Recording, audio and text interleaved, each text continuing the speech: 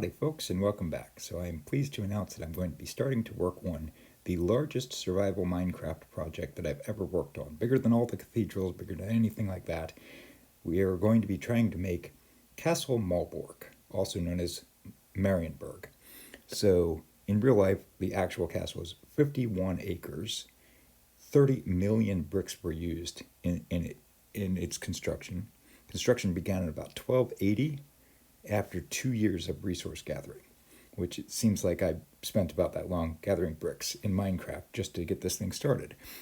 And it is absolutely a huge, beautiful castle. A lot of it was destroyed in World War II, so I've gone back and I've found some of the original blueprints, and we're going to be trying to build it more like the old style as opposed to the new. So the first thing that I'm going to need in Minecraft is lots of bricks.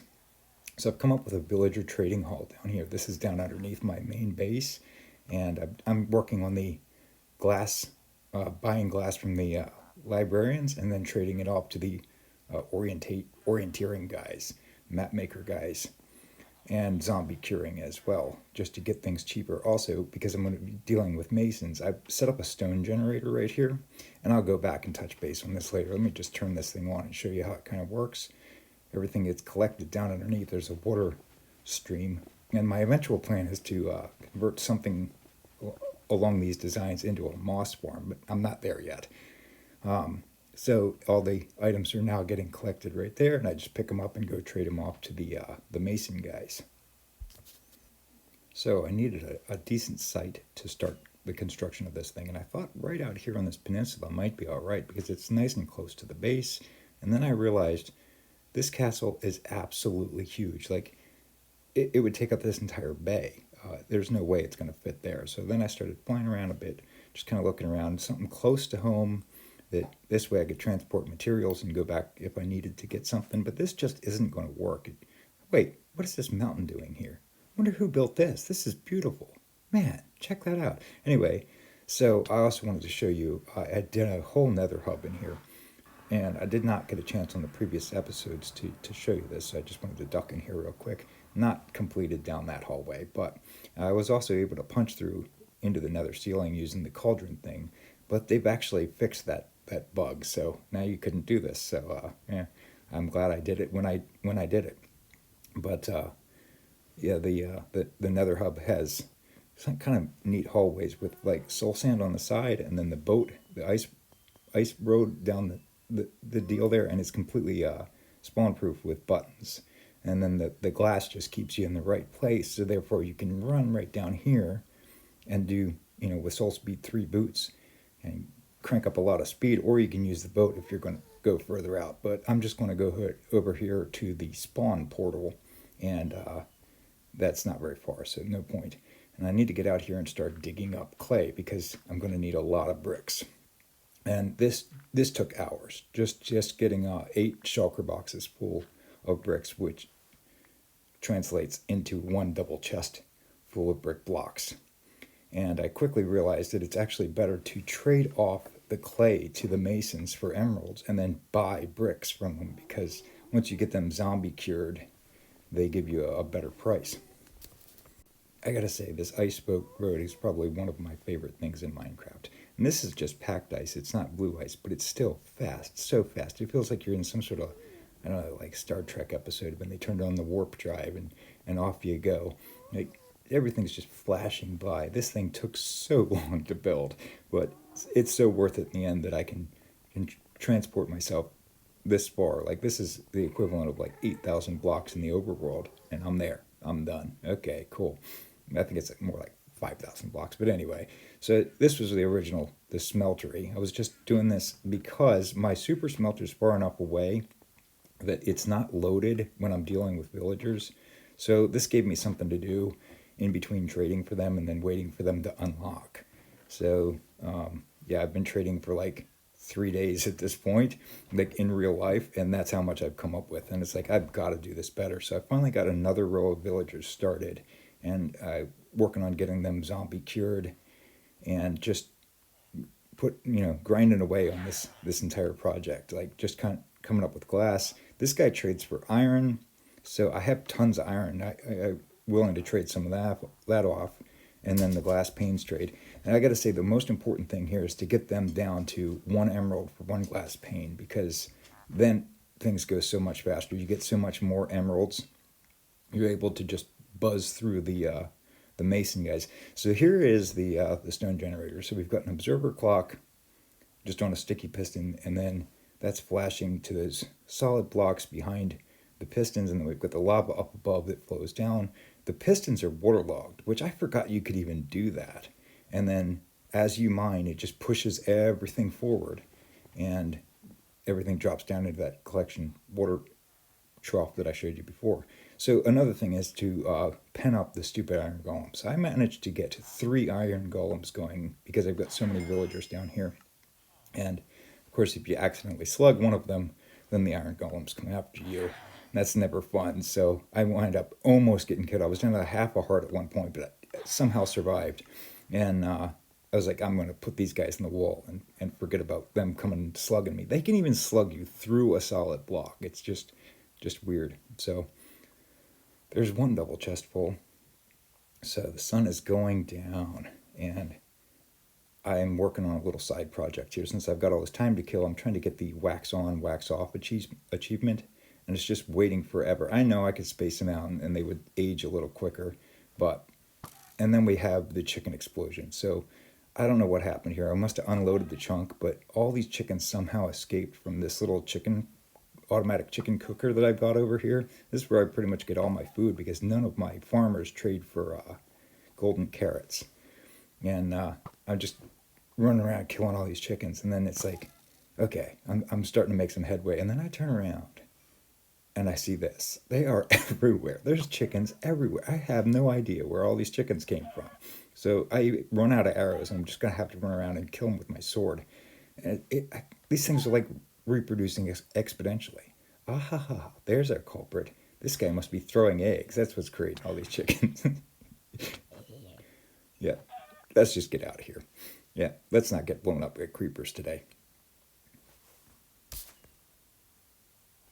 So can any of you tell me if the Java and Bedrock are in parity when it comes to wax on, wax off? Because it seems like somebody got it just for putting wax on one block. Anyway, I've had to do all the different variants of copper and wait for them to all age, the different age things, just to get wax on, wax off. And it's like, it doesn't always appear right away, so I have to kind of wait it out. And then this time, when I check, it has in fact gotten that achievement done. So it doesn't even tell you like at the top of the screen or anything like that. It's just like, oh, okay, I did get it at some point. So yay, one achievement down. So I finally did it. That is 8 double chests full of brick blocks, which is about half of what I'm going to need. Not even half of what I'm going to need. I think I'm figuring on needing about 20.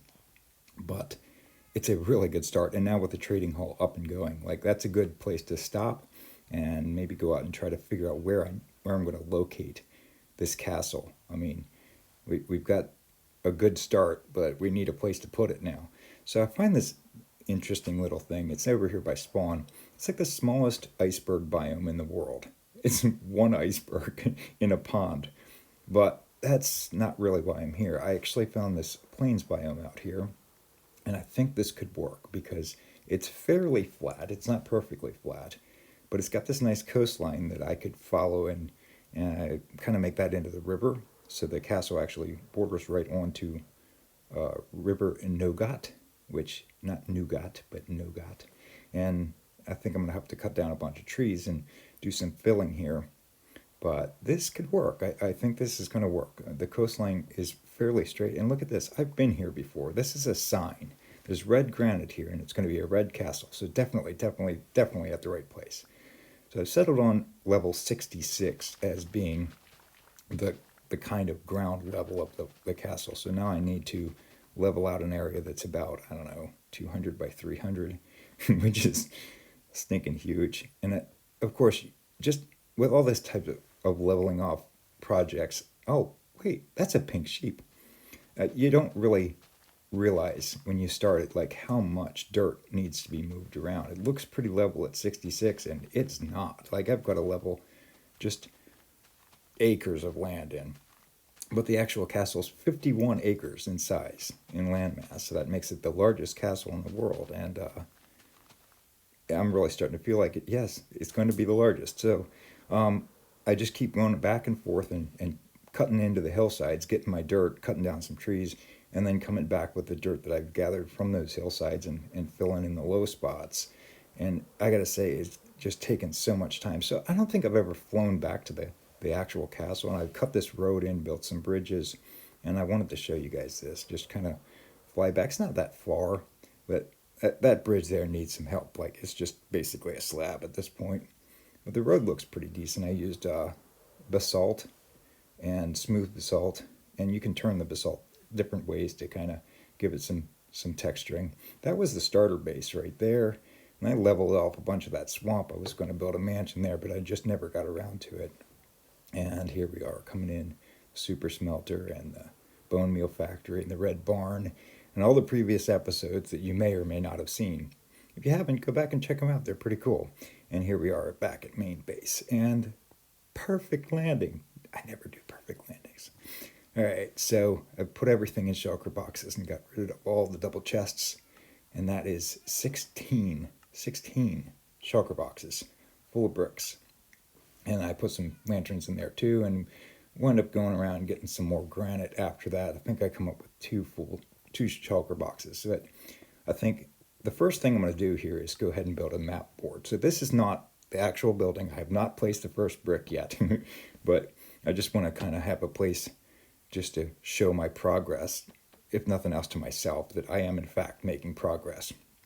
And that's pretty much where the castle is going to be, like those 6 maps. All right, so it's starting to look like something. Big rectangle. I got that to fill. And I don't know why these leaves over here just aren't despawning. It must have been like on a chunk edge or something like that. I'm not sure, but they got to go. You can't just have leaves floating in midair out here for no apparent reason. So this world I've started quite a while ago, and I brought it through several updates now. So maybe it's something that they've fixed. And I've come up with this method. So although this seems like it takes a while because it takes a while for the lava to spread out, I'm so sick of mining dirt, and it's like this has got to be better. So this way, instead of placing blocks, now all I have to do is place lava, wait 3 seconds, put some mortar down, and then I get this nice bed of cobblestone, which then I can put dirt on top of, to dress it up so it looks like grass on top. But that way, I don't have to go mine and then go place. So there it is, the first brick. There's the castle. We're done. No, seriously, it's going to be a lot of bricks. So I just want to start getting the walls laid out. I've kind of built up this corner, and needs to be this nice arc. And it's one of the few places where there's a curved external wall on the castle.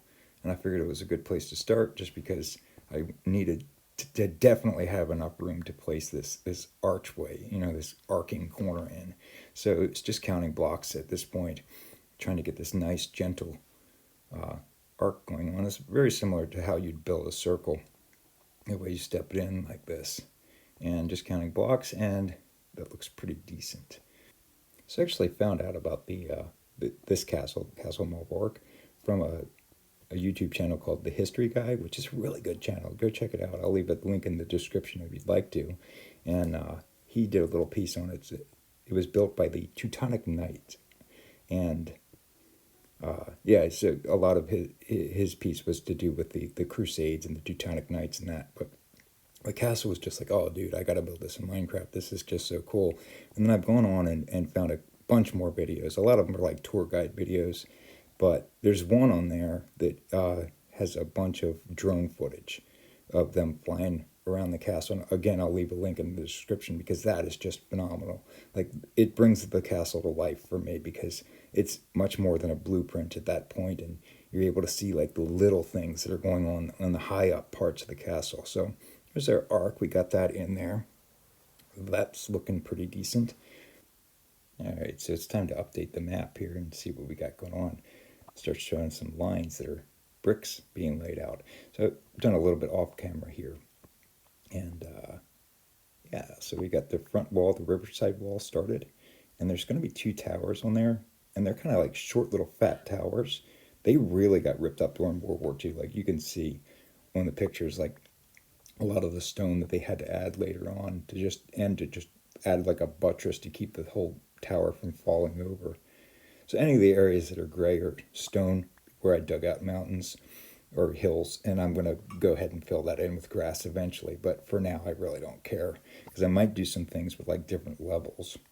I just need to get kind of the walls kind of laid out, and I have to leave enough room for each building. So the castle's kind of divided up into three distinct different areas: the lower ward, the middle, and the upper. And the tallest point on the castle is about 66 meters tall, which is pretty stinking tall for a brick building. And that's the belfry. That's one of the square corners of the main building. I guess that would be the upper castle. So where those two little short towers were, there was at one time a bridge, and they are in fact called the bridge towers. So maybe we'll have to build an island to make the bridge go someplace. But here it is from a distance coming in.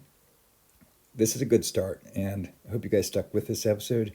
And thanks for watching, and like and subscribe and all that happy stuff. And have a great day. Catch you later.